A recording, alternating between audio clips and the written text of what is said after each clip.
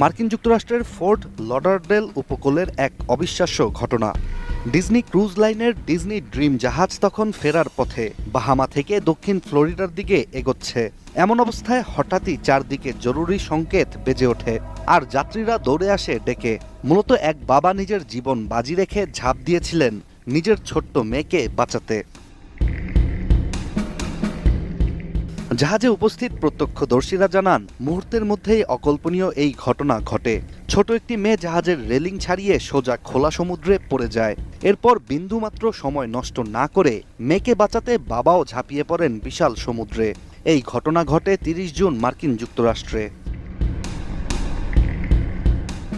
আন্তর্জাতিক গণমাধ্যম সিবিএস এর একটি প্রতিবেদন থেকে জানা যায়, ওই ছোট মেয়ে ও মেয়ের বাবা পানির মধ্যে ভাসতে থাকেন। বিশাল জাহাজের গতিও তখন অনেক। তবে ক্রুজে উপস্থিত জীবন রক্ষাকারী